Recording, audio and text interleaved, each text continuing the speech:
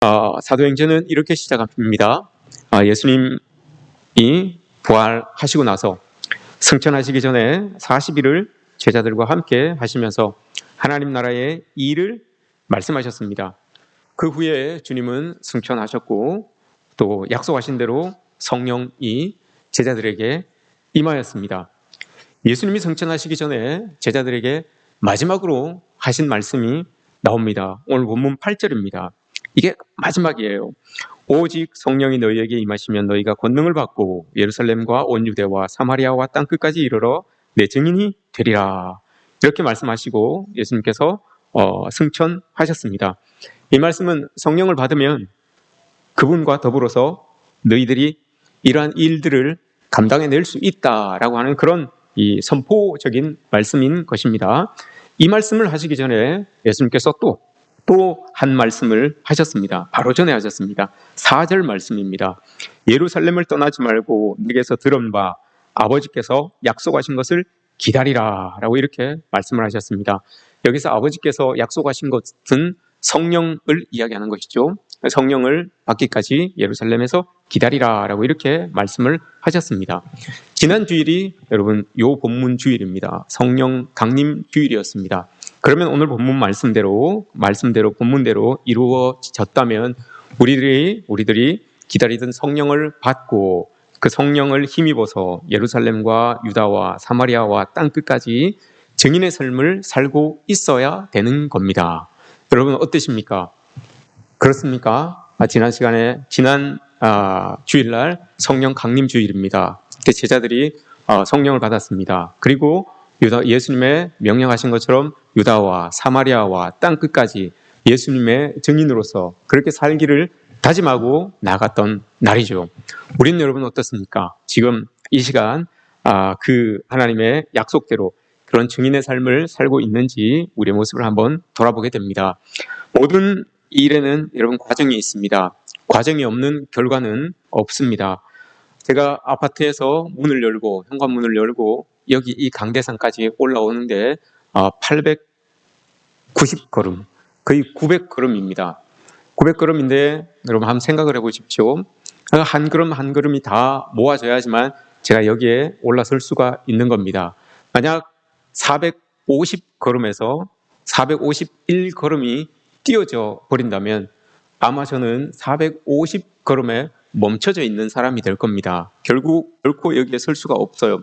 모든 과정이 있어야지만 그 결과가 만들어지게 되는 겁니다.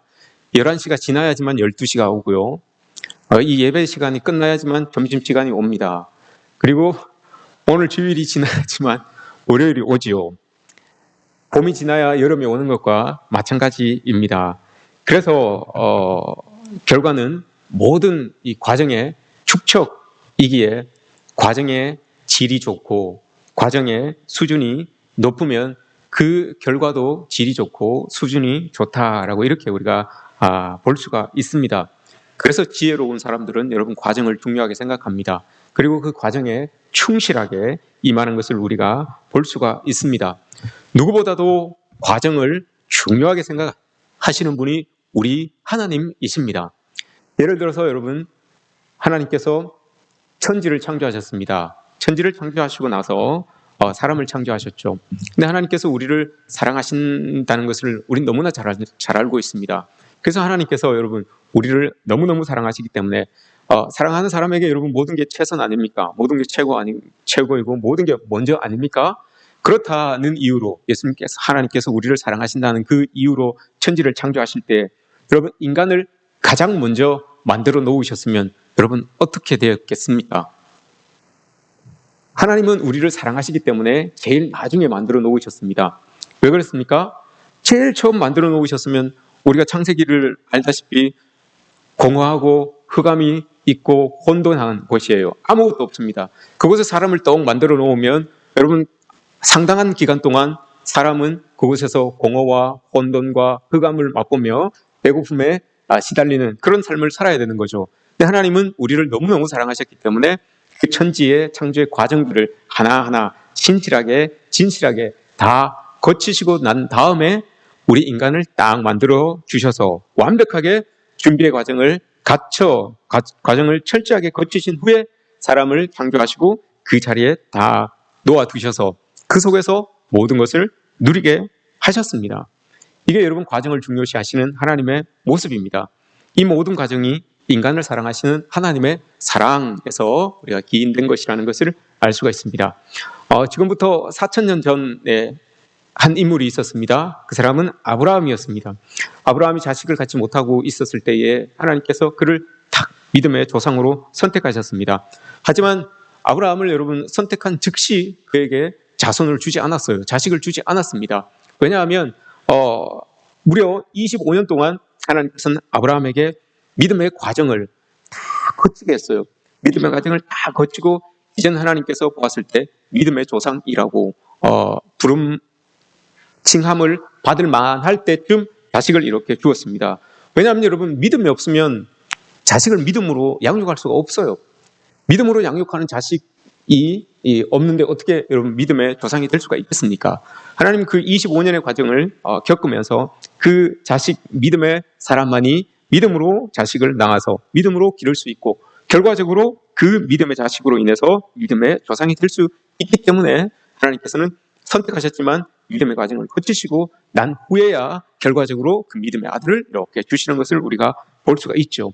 만약 아브라함이 이런 과정을 거치지 않았다면 믿음의 조상으로서 우리에게 알려지지 못하였을 것입니다. 오늘 본문 1장 8절 오직 성령이 너희에게 임하시면 너희가 권능을 받고 예루살렘과 유대와 사마리아와 땅끝까지 이르러 내 증인이 되리라고 말씀을 하셨습니다. 예수님의 마지막 말씀이셨습니다. 이 말씀 때문에 많은 그리스도인들이 땅끝, 도대체 예수님께서 이야기하고 있는 저 땅끝에 대해서 관심을 많이 가지는 분들도 있고 또 우리가 그리스도인으로서 저 땅끝까지 가야 되는데 라고 하면서 부담을 가지고 신앙생활을 하는 사람들도 많이 있습니다. 말씀드린 것처럼 여러분 과정 없는 결과가 없기 때문에 누구든지 땅끝에 대한 땅끝을 원하며 그 땅끝에 거하기를 원하는 사람이라면 땅끝에 이르기 위한 과정을 생략해서는 안 됩니다. 그냥 훌쩍 뛰어넘어서 땅끝에 탁 서 있는 그런 우리의 모습은 여러분 있을 수가 없습니다. 모두에게 그 과정, 땅끝으로 가야 하는 그 과정이 있어져야 됩니다. 충실하게 그 과정을 우리가 다 겪어야 됩니다.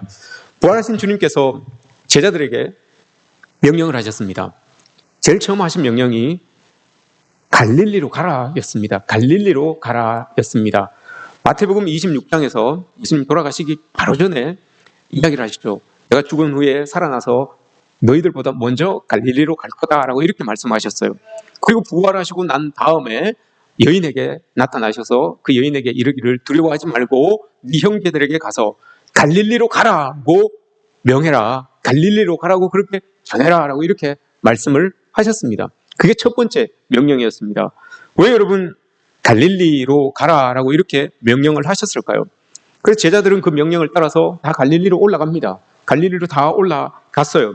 갈릴리는 제자들의 삶의 터전이었습니다. 예수님이 그들을 부르신 곳도 갈릴리였고 그들은 세리였고 또 어부였고 열심당원이었습니다.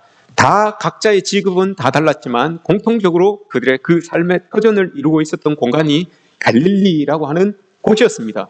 그래서 예수님은 갈릴리로 올라가라 라고 이렇게 이야기를 했어요. 갈릴리에서 태어나서 갈릴리에서 자랐고 갈릴리에서 잔뼈가 굵은 사람들이었어요. 생계 활동도 갈릴리에서 했고 사랑하는 사람들도 다 지금 갈릴리에 다 있어요. 그런 제자들을 향하여서 주님은 그들의 삶의 현장으로 갈릴리라고 하는 그 삶의 현장으로 먼저 보내셨어요. 너희들 예루살렘으로 유다로 사마리아로 땅끝까지 가라라고 이렇게 말씀하지 않으시고 갈릴리로 먼저 올라가라라고 이렇게 말씀을 하셨습니다. 그리스도인이 된다고 하는 것은 여러분 또한 그리스도인으로 산다고 하는 것은 먼 곳을 찾아가서 자기를 알지 못하는 사람들 앞에서 일시적인 변신을 꾀하는 것이 아니라 자기 삶의 자리에서 자기 삶의 현장에서 나를 가장 잘 아는 사람들 앞에서부터 그리스도를 본받아 살아가는 겁니다. 그게 그리스도인입니다. 그렇게 또 그리스도인이 되어야 되는 거고요.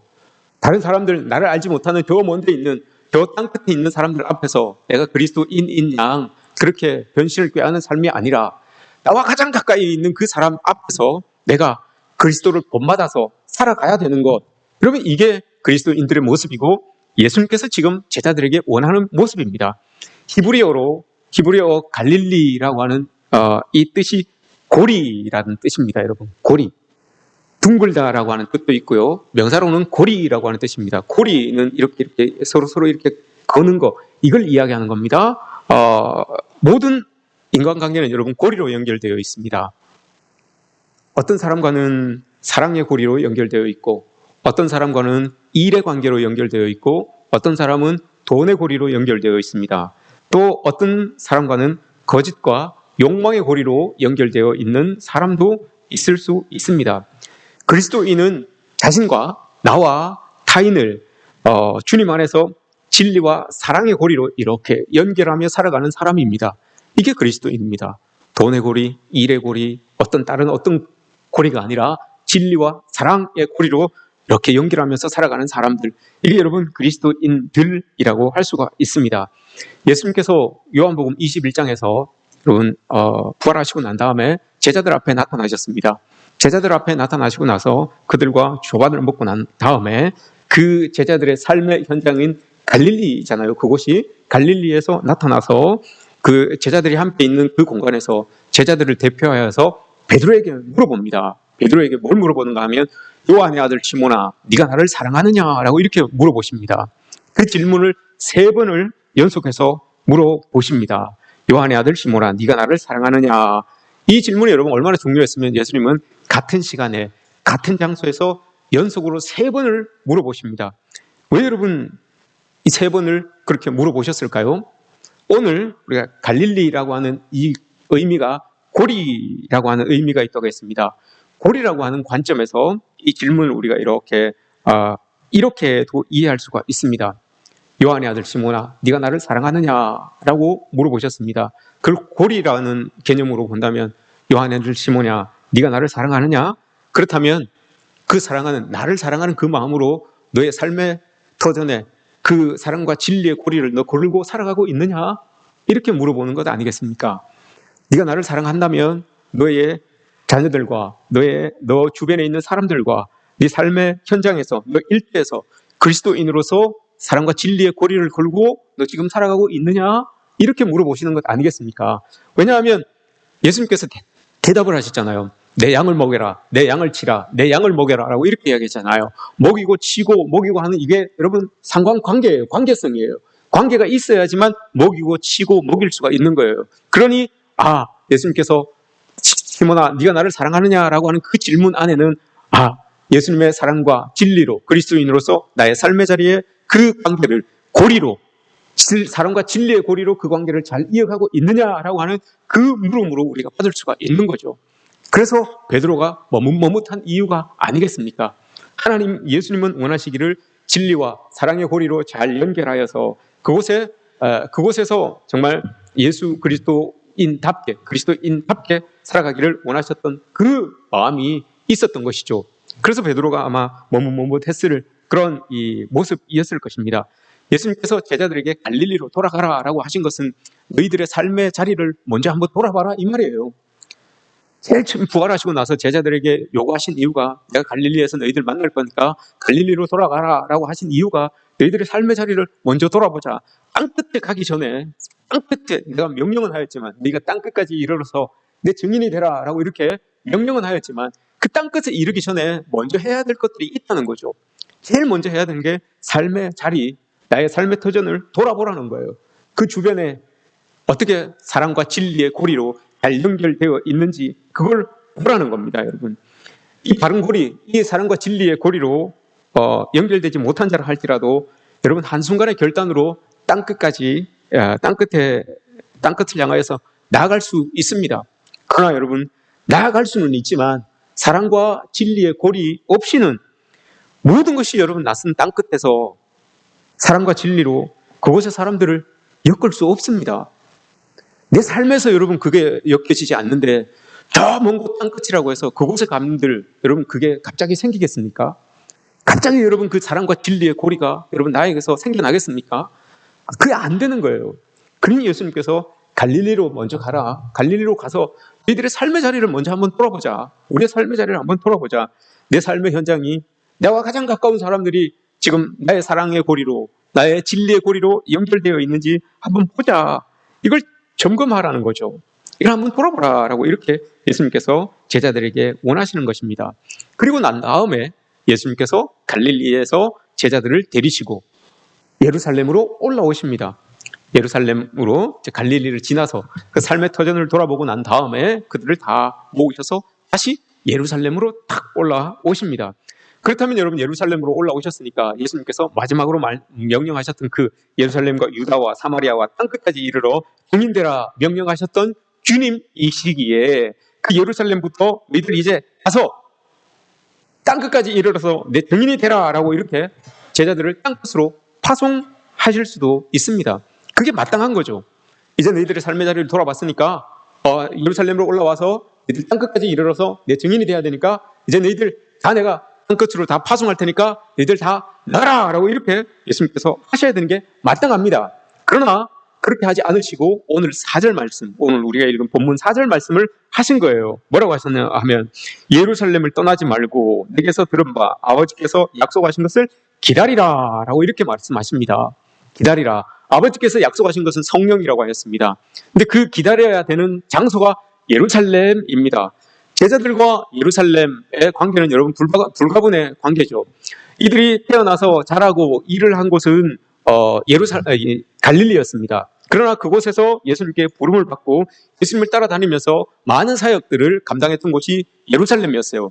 예루살렘에서 예수님을 따라서 성전에 들어가서 가르치기도 하였고, 예루살렘에서 예수님이 고난받으시는 것도 봤고, 예루살렘에서 예수님이 부활하신 현장도 이 예루살렘이었던 거예요. 따라서 제자들에게 있어서 이 예루살렘이라고 하는 것은 갈릴리 다음 가는 삶에서 중요한 그런 현장입니다. 그러나 삶의 자리에서 갈릴리 다음으로 두 번째로 중요한 현장이 예루살렘이다라고 하는 것, 그 이외에 그거보다 더 중요한 의미가 예루살렘에 있습니다. 왜 예수님은 예루살렘에 이 제자들을 데리고 가서 바로 땅끝으로 파송하지 않으셨을까? 그 이유를 우리는 예루살렘이라는 이 단어에서 찾을 수가 있어요. 히브리어로 예루살렘이라고 하는 이 단어의 뜻은 평화의 터전이라고 하는 의미를 가지고 있습니다. 평화의 터전. 예루살렘을 떠나지 말고 성령을 기다리라 라고 하신 것은 평화의 터 위에서 성령 강림을 기다리라 라고 이렇게 명령하신 겁니다. 평화의 터 위에서 너희들의 삶의 터전이 그 평화로 뒤덮이기를 나는 원한다. 이 마음을 예수님께서 보여주고 있는 것입니다. 평화의 터 위에 땅끝으로 가기 전에 성령 안에서 먼저 평화의 사람이 되어야 되지 않겠냐. 땅끝으로 가긴 가야 되는데 우리의 마음이 막 세상의 일로 분분하고 걱정과 염려와 근심과 이런 것들을 여러분 가득 차 있으면 땅끝에 간들 여러분 뭐 어떻게 하겠습니까? 그러니 예수님께서는 삶의 자리를 사랑과 진리의 고리로 연결했다면 이제 너의 마음을, 너의 삶의 터전을 평화로 만들어라. 평안함으로 만들어라. 그래야지만 땅끝에 가서 그 너 마음속에 있는 그 사랑과 진리의 고리로 연결되어 있는 그 평안함을 너가 전할 수 있는 것 아니겠느냐. 그래서 여러분 예수님께서는 이 제자들을 데리고 예루살렘에 올라오셨고 예루살렘을 떠나지 말고 여기서 너희들 기다려라. 성령이 너희들 마음을 주장해서 그 성령의 평안함이 너희들에게 덧입혀질 때까지 너희들 기다려라 라고 이렇게 말씀을 하신 겁니다. 이걸 다 이제 우리가 여러분 한번 이 세 가지 예명 그리고 난 다음에 예수님께서는 오늘 8절 말씀 땅끝까지 이르러서 내 증인이 되라 라고 이렇게 말씀을 하신 거잖아요. 부활하신 주님께서 맨 처음 제자들에게 갈릴리로 가라 라고 명령을 하셨습니다. 그리고 예루살렘을 떠나지 말라 라고 이렇게 명령을 하셨습니다. 그리고 오늘 8절 말씀에서 땅끝까지 이르러 내 증인이 되라 라고 이렇게 말씀을 하셨습니다. 그럼 여러분 이 세 명령을 종합하면 어떤 의미가 됩니까? 땅끝에 사람이 되기 위해서는 자기 삶의 현장인 갈릴리에서 사랑과 진리의 고리를 잇는 곳으로부터 시작해서 예루살렘이라고 하는 평화의 터전, 내 삶의 자리를 평화의 터전으로 만들어야 되는 것이고 이 과정을 거치고 난 다음에야 땅 끝에 이룰 수 있다. 땅 끝에 자리할 수 있게 된다라고 하는 것을 오늘 예수님은 우리에게 말씀해 주고 있는 거죠. 훌쩍 뛰어넘어서 여러분 마음만 있다고 땅끝까지 가는 게 아닙니다. 땅끝까지 갈 수는 있겠지만 그곳에서 과정이 없으면 땅끝에서 할 수 있는 게 없어요, 여러분. 과정 가운데 하나님께서 준비시키는 것들이 있는데 그 준비시키는 것들이 없이 땅끝에만 가 있으면 여러분 아무것도 할 수 없어요. 그냥 멀뚱히 서 있는 사람밖에 되지 않는 거죠. 그래서 아브라함을 믿음의 훈련을 시키신 것이고 이삭을 믿음의 훈련을 시키신 것이고 사도 바울을 믿음의 훈련을 시키신 이유가 바로 다 그런 것 아니겠습니까? 우리의 삶의 자리를 사랑과 진리의 고리로 연결하고 또 마음속에 그 평안을 가지고 우리의 터전을 평안의 터전으로 만들고 나서 그리고 난 다음에 우리는 땅끝으로 나갈 수 있어야 되는 겁니다. 여러분 따지고 보면 갈릴리에서 태어나서 갈릴리에서 살다가 갈릴리에서 잔뼈가 굵은 이 제자들에게 여러분 유대나 사마리아나 땅끝이긴 매 한 가지입니다. 여러분 내가 먹고 자고 나의 이 생활의 터전인 이 갈릴리 이 밖은 다 제자들에게 있어서 여러분 다 땅끝이에요. 유대도 나하고 관계가 없고 사마리아도 나하고 관계가 없고 정말 땅끝도 나하고 관계가 없는 정말 다 맨 땅끝이기는 마찬가지인 거예요.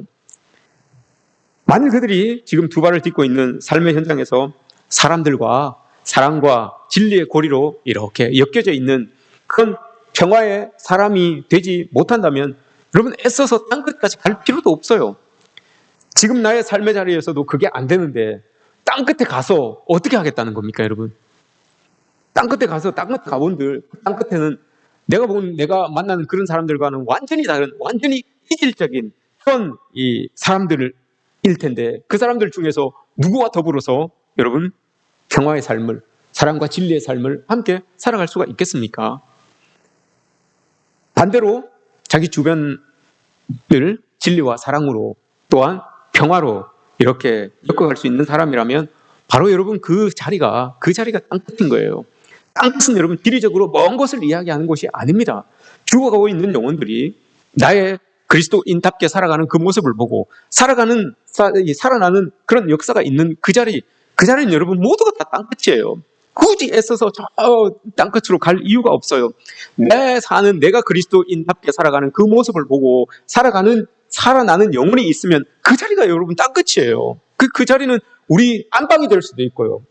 우리 동네일 수도 있고 우리 아파트도 될 수도 있어요. 그러니 예수님께서는 먼저 땅끝에 갈 생각하지 말고 먼저 갈릴리부터 가라. 갈릴리부터 가서 네가 정말 그리스도의 사람으로서 진리로 사랑으로 연결되어 있는지 너 한번 봐라 라고 이거죠. 그리고 난 다음에 그거 돌아봤으면 이제 주변을 평화로 성령이 주시는 그 평화로 터전을 일구어 봐라 이거죠. 그렇게 과정을 겪어 나갈 때 땅끝이라고 하는 영혼이 살아나는 땅끝의 개념은 영혼이 살아나는 거잖아요. 죽은 영혼이 돌아오는 거 그게 땅끝이잖아요. 그런 일들이 우리 주변에서 일어나게 되는 것이다. 그게 여러분 땅끝이에요. 한 발 딱 나가서 죽어있는 영혼들이 여러분 살아나면 피가 땅끝이 될 수가 있어요. 우리 아파트 바로 맞은편에 있는 그 집이 여러분 땅끝이 될 수가 있는 거예요. 이걸 예수님께서는 원하고 계시는 거죠. 하나님께서도 우리에게 그렇게 원하는 것이에요. 그 땅끝에 가기 위하여서 우리에게 꼭 필요한 게 성령의 임재잖아요. 그래서 너희들 예루살렘을 떠나지 말고 성령의 임재를 너희들 기다리고 있어라 라고 합니다. 왜 그렇습니까, 여러분? 그 평화는 우리가 만들 수 없는 거거든요. 성령께서 만들어 가시는 게 이게 평화거든요. 사랑과 진리의 고리를 걸면서 열심히 살아가지만 우리가 여러분 평화를 만들 수 없어요. 그래서 성령이 우리에게 오셔야 되는 거예요. 그래서 그 성령이 우리를 평화하게 우리 안에 평화로 존재하신다면 우리 안에서 평화를 만들어 주신다면 그것을 가지고 우리의 삶의 터전을 평화롭게 화해하게 그렇게 만들어 갈 수가 있는 거죠. 그래서 성령을 기다리라라고 이렇게 말씀하신 겁니다. 성령 안에서 여러분 우리가 먼저는 우리의 마음을 굳게 지키고 그 안에 있는 평안을 가지고 우리의 삶의 자리를 평화롭게 만들어가는 겁니다. 이게 땅끝까지 나가게 되는 우리의 모습입니다. 이사야 26장 3절에서 여러분 이렇게 말씀하십니다. 제가 표준 세번역으로 한번 읽어드리겠습니다. 주님께 의지하는 사람들은 늘 한결같은 마음을 가진 사람들이니 그들에게 완전한 평화를 주시기 바랍니다. 이 말이 여러분 무슨 의미입니까? 그리스도인들의 마음에는 하나님을 의지하는 사람들은 한결같은 마음에서 이 평화가 이렇게 나온다라고 이렇게 말씀하시는 거예요. 우리의 마음은 하나님이 계시기 때문에 여러분 한결같다는 거예요. 요동치거나 흔들리거나 이러지 않다는 거예요. 그러니 여러분 평화가 나오는 거 아닙니까? 평화라고 하는 그 자체가 흔들림이 없다, 들림이 없다 이 말이잖아요. 근데 많은 사람들은 평화라고 하면 저 황혼의 들녘을 이렇게 잔잔한 그 들녘을 떠올립니다. 그리고 바람 한 점 없는 그 잔잔한 호숫가의 그 표면을 이렇게 생각할 때가 있죠. 그러나 그건 사실 따지고 보면 여러분 평화가 아니잖아요. 그 평화는 비바람이 치면 폭풍우가 불어오면 그건 한순간에 다 없어지는 거예요. 진짜 평화라고 하는 것은 어떤 폭풍우가 몰려와도 흔들림 없는 것, 요동치 않는 것, 여러분 이게 평화예요. 그래서 성령을 기다리라고 한 겁니다. 우리는 평화라고 이렇게 말하고 살아가지만 세상의 것들 때문에 흔들리는 경우가 너무 많아요. 그렇기 때문에 그런 마음을 가지고는 땅끝뿐만이 아니라 갈릴리도 안 되고 예루살렘도 안 되는 거예요. 유다도 안 되고 사마리아도 안 되는 거예요. 그래서 성령을 기다려라. 그 성령이 너희들의 마음을 주장하실 때 어떤 상황 속에서도 흔들림 없는 그 마음이 있을 때 그게 평안의 마음인데 그 평안의 마음이 있을 때 갈릴리도 돌아볼 수 있고 예루살렘도 돌아볼 수 있고 그 마음 가지고 땅끝까지도 갈 수 있다라는 것을 예수님이 우리 제자들을 통하여서 또한 우리에게 말씀해주고 있는 겁니다. 이렇게 성령이 나의 마음을 주장하고 계실 때 여러분 그 평안을 가지고 우리는 삶의 자리를 평안의 사도로서의 역할을 감당하면서 그 삶을 평안하게 만들어갈 수가 있는 겁니다. 이후에 여러분 사도들의 삶이 그렇게 됐잖아요. 이후에 성령을 받고 난 다음에 이 사도들이 평화의 사도로 어디든지 여러분 땅끝의 사람들로서 살 수가 있었어요. 어딜 가든지 땅끝에 서 있는 사람으로서의 삶을 살아내면서 어떤 상황에 처해더라도 여러분 마음이 흔들리지 않았어요. 그래서 그 사도들은 정말 예수님께서 이 명령하셨던 것처럼 증인으로서 흔들림 없는 증인으로서의 삶을 잘 살아냈습니다. 이게 여러분 예수님께서 쭉 지금 이야기하신 이유예요. 갈릴리로 가라, 예루살렘을 떠나지 말아라, 성령을 받으라 라고 하신 그 이유가 땅끝에 이르기 위하여서는 이거 필연적으로 너희들 겪어야 되는 과정이기 때문에 이 과정을 너희들 겪어야 된다, 지나야 된다라는 것이었습니다. 우리도 여러분 이 과정들을 그냥 보기에 너무 쉬워 보이죠. 이 시간 낭비하는 것 같습니다. 이런 과정들을 쭉 겪어가는 게 내가 벌써 신앙생활 한 지가 벌써 몇 수십 년인데 근 100년이 되어 가는데 그걸 또 좀 시간이 아까운 것 같아요. 또 낭비하는 것 같아요. 쓸데없는 일 같아요. 그러나 여러분 예수님께서 그렇게 과정을 중요하게 여기는 이유가 다 있어요. 그렇지 않으면 뭔가 하나가 빠지게 되면 삐그덕거리게 되어 있거든요. 뭔가 하나가 빠지게 되면 여러분 정말 비행기에 수많은 부품들이 있는데 나사 하나 빠지면 여러분 올라가다가도 이게 불시착을 하게 되는 이유가 그런 이유잖아요. 신앙생활을 하면서 우리가 과정을 중요하게 생각해야 되는 이유가 바로 그거예요. 성경 공부를 한다든지 기도회를 한다든지 뭘 한다든지 다 이유가 있는 거죠. 그런 것들이 차곡차곡 쌓여져서 축적되어서 그게 결과물로 이렇게 나타나는 것 아니겠습니까? 우리의 삶이 여러분 지금 흔들리고 있다면 과연 나는 어떤 과정이 나에게 신앙의 삶에서 생략되었는지 그걸 여러분 한번 살펴보시기 바랍니다. 내가 믿음이 지금 흔들흔들하고 있다면 무엇 때문에 갈등하고 고민하고 있다면 나는 내가 지금까지 해온 이 믿음의 삶 가운데서 어떤 과정이 지금 빠져 있는지 그럼 그걸 한번 봐야 될 것이고 갈릴리가 빠져 있든지 예루살렘이 빠져 있든지 아니면 사마리아가 빠져 있든지 그 상황들을 뚝 뛰어넘고 나는 땅끝에 서 있기를 원하는 그런 모습으로 지금 있는 것은 아닌지 그걸 여러분 우리가 먼저 봐야 된다는 거죠. 예수님도 여러분 마음속에 하나님 주신 그 평안이 있었습니다. 그래서 예수님도 끝까지 그 사역을 잘 감당할 수가 있었던 겁니다. 예수님이 천지를 창조하신 이 영이 성령으로서 예수님 마음속에도 함께 있었던 겁니다. 그 영이 여러분 우리에게도 동일하게 함께 하신다면 세상에 어떤 것이 여러분 우리를 흔들 수 있겠습니까?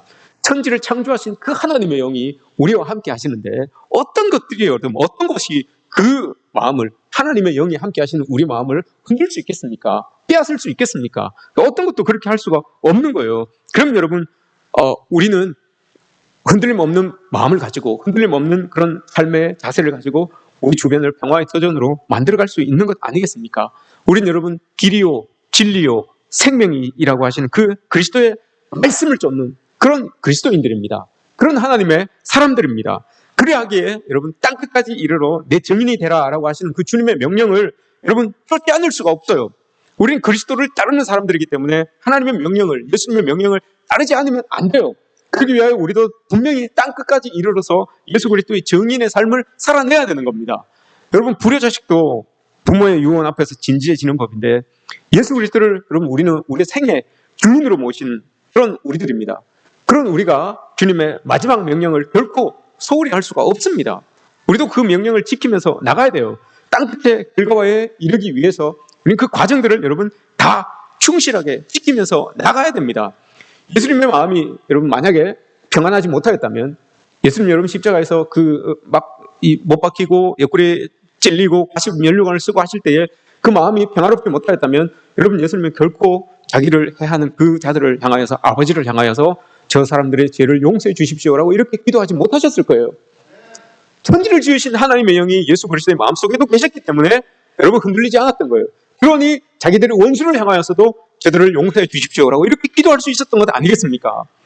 예수님은 여러분 마지막 숨이 탁 멎는 순간까지 그 마음이 미동도 하지 않으셨어요. 하나님의 영으로, 아버지의 영으로 가득 차 있었기 때문에 미동도 하지 않으셨어요. 그래서 여러분 죽어가면서도 여러분 하나님 앞에 그 모든 것들을 다 맡길 수가 있었던 거죠. 그리고 난 다음에 여러분 평화의 왕으로 다 부활하시는 거 아닙니까? 이런 모든 과정들을 예수님도 여러분 거치셨어요. 평화의 왕으로 부활하시기 위하여, 만왕의 왕으로 다 부활하시기 위하여, 사망 권세를 이기시고 부활하시기 위하여 여러분 예수님도 그 과정을 다 지키셨어요. 다 지키시고 결국은 하나님이 원하시는 모습으로 평화의 왕으로 만주의 주로 딱 부활하셔서 우리에게 오시는 그 모습을 예수님이 보여주셨죠. 하물며 여러분 예수님도 그런 과정들을 다 겪으셨는데, 다 지나셨는데, 그 예수님을 믿고 있는 우리는 여러분 두말할 것도 없죠. 우리도 다 그 과정을 다 겪어야 되는 사람들 아니겠습니까? 그럼 그 땅끝으로 가고자 하는 믿음의 성장을 이루고자 하는 믿음의 그런 큰 사람이 되고자 하는 그런 열망들은 우리 모두가 다 있습니다. 그렇다면 여러분 먼저 그 열망들을 가지기에 앞서서 먼저 예수님 말씀하신 것처럼 여러분 갈릴리로 먼저 가십시오. 우리가 먼저 갈릴리로 가야 됩니다. 내 주변에 여러분 갈릴리에서 내가 돌아봐야 할 사람들이 참 많습니다. 내 주변의 사람들, 내 아내, 내 남편, 내 자녀들, 앞집의 이웃집 사람들, 여러분 다 돌아봐야 됩니다. 그 사람들과 여러분 정말 사랑과 진리의 고리로 이렇게 연결되어 있는지 여러분 한번 돌아보십시오. 그러면 예수님께서 오케이 다음 하고 예루살렘으로 탁 우리를 또 데리고 예루살렘으로 올라가십니다. 그럼 예루살렘에 또 해야 되는 게 또 있어요. 예루살렘에서 어떻게 해야 됩니까, 여러분? 내 삶의 자리, 제2의 삶의 자리, 그것을 여러분 평화의 터전으로 또 만들어야 돼요. 내 삶의 제2의 내 삶의 자리가 어디입니까, 여러분? 그것은 직장일 수도 있고 학교일 수도 있고 또 다른 사람들과 만나야 되는 그 공간일 수도 있어요. 그 공간을 또 여러분 평화의 터전으로 만들어 가야 되는 거예요. 평화의 터전으로 만들어 가고 싶은데 내가 인격이 안 되거든요. 내가 평화의 터전을 만들어 가야 되는데 막 나를 들쑤시고 나를 꽂고 나를 화나게 만드는 그런 상황들이 막 주어져요. 내가 연약하고 부족하여서, 우리 인간이 작은 사람이라서 그걸 또 용납을 못해요. 그래서 평화의 터전을 만들어 가야 됨에도 불구하고 그게 안 돼요. 그러니 여러분 어떡하라고요? 성령을 기다리라고요. 성령을 의지하라고요. 하나님이 주신 그 천지를 창조하신 그 하나님의 영을 우리가 기다려야 됩니다. 그 영이 여러분 우리에게 있습니까, 없습니까? 하나님의 영, 우리가 기다려야 되는 그 성령. 이 제자들은 여러분 오순절날 예수님께서 말씀하시고 난 다음에 오순절날 그 약속하신 성령을 받았어요. 우리는 여러분 어떻습니까? 예수님께서 마태복음 마지막 장 28장 마지막 절 20절에서 뭐라고 말씀하셨습니까, 여러분? 마태복음 28장 20절 말씀에서 뭐라고 하셨어요? 내가 세상 끝날까지 너희와 항상 함께 있으리라. 그죠? 예수님은 여러분 약속해 주셨어요. 우리는 여러분 제자들처럼 오순절날 성령 강림을 기다릴 필요가 없어요. 왜냐? 예수님 약속하신 대로 세상 끝날까지 우리와 함께 하신다고 하셨어요. 지금도 여러분 예수님은 우리와 함께 하고 계십니다. 내일도 함께 하실 거고요. 내년에도 여러분 함께 하실 거예요. 그 함께 하시는 예수님이 우리에게 있으니 여러분 우리는 평화의 우리 삶의 터전을 평화의 터전으로 만들 수 있는 충분한 그런 여력을 가지고 있는 사람들입니다. 그러니 여러분, 터전을 만들고 갈릴리로 만들고 그 갈릴리에서 사랑과 진리의 고리를 연결하고 이렇게 하면 여러분, 우리는 자연적으로 땅끝까지 가게 되는, 영혼을 살리는 그 자리까지 가게 되는 그런 사람들이 될 수 있다는 겁니다. 이게 여러분, 예수님께서 우리에게 원하시는 모습입니다. 2000년 전에 제자들은 성령 강림을 이렇게 기다리고 있었지만 여러분, 우리는 기다릴 필요가 없어요. 예수님 지금도 우리와 늘 함께 하고 계시기 때문에 그럼 그 함께 하시는 예수님의 영을 힘입어서 우린 그 마음에 평안을 가지고, 그 평안한 마음을 가지고 삶의 자리를 평안의 터전으로 만들고, 그 터전에서 만나는 사람들과 여러분 진리와 사랑의 고리를 연결해 가면 되는 거예요. 그러면 내가 서 있는 그 자리가 땅끝이 되는 겁니다. 우리 모두가 여러분 이런 모습이 있었으면 좋겠습니다. 가장 가까이에 있는 사람들, 여러분 우리 지금 이렇게 함께 앉아서 예배드리는 이 사람들이 여러분 영적으로 보면 가장 가까운 사람들 아닙니까? 이런 사람들과도 여러분 함께 예배드리는 이 사람들과도 여러분 사랑의 고리로, 진리의 고리로 연결되지 못했는데, 하물며 교회 밖을 나가서, 교회 문을 열고 밖에 나가서 믿지 않는 그런 세상 사람들과는 여러분 어떻게 어떤 고리로 연결하고 살아가겠습니까? 제가 말씀드린 그 돈의 고리로 연결하고 살겠습니까? 아니면 조직과 그런 욕망의 고리로 여러분 연결하고 살겠습니까? 그게 아니잖아요. 우리 하나님의 영을 가지고 있는 사람들이기 때문에 오늘 예수님께서 말씀하신 것처럼 내가 너희에게 말한다, 내가 명령하는 것 아닙니까? 성령이 너희에게 임하시면 우린 가지고 있어요. 성령이 우리 안에 내재되어 있어요. 그러면 그 뒤에 것 당연히 해야 되는 거 아닙니까? 권능을 받고 예루살렘과 유다와 사마리아 땅끝까지 이르러 증인이 되라 라고 하신 그 말씀을 우리 이루어가면서 살아가야 되는 것이죠. 여러분 옆 사람을 한번 이렇게 보십시오. 그 사람 안에 성령이 계시는지 이렇게 한번 보십시오. 마음을 이렇게 한번 보십시오. 그 사람 안에 보이십니까? 자세히 한번 보십시오. 잘 보일 겁니다. 이렇게 심장이 벌떡벌떡 뛰고 있을 거예요. 보이십니까? 예. 아니면 이렇게 한번 만져보십시오. 우리 집사람이면, 우리 아내면 이렇게 한번 만져보십시오. 내 안에, 그분 안에 성령이 지금 계시는지 한번 만져보십시오. 있습니까? 그렇다면 여러분 그 마음 가지고 갈릴리로 가십시오. 먼저 여러분 가정으로 가셔서 연결하십시오. 아픔을 주었던 내 자녀들에게, 여러분 아내에게, 남편에게 다시 여러분 고리를 다시 걸어주십시오. 성령의 그 평안한 고리로, 사랑의 고리로 다시 걸어주십시오. 그리고 옆에 있는 사람들에게 평화의 터전을 만들어 주십시오. 불화하였던 사람들, 화목하지 못하였던 사람들에게 평화의 터전을 여러분 만들어 주십시오. 그리고 땅끝까지 나가는 그런 우리가 되어야 됩니다. 이게 여러분 우리 예수님이 원하시는 모습입니다. 땅끝은 여러분 먼 데 있지 않습니다. 내 집 안방부터 땅끝을 만들어 가야 됩니다. 내 집 안방부터, 내 옆에 있는 내 아내, 내 남편부터 여러분 땅끝을 만들어 가야 되는 겁니다. 이게 예수님께서 우리에게 원하는 겁니다. 진짜 땅끝으로 가라는 게 아니고 내 안에서부터, 가장 가까운 내 안에서부터 땅끝을 만들어 가자라고 이렇게 예수님께서 우리에게 요구하고 계십니다.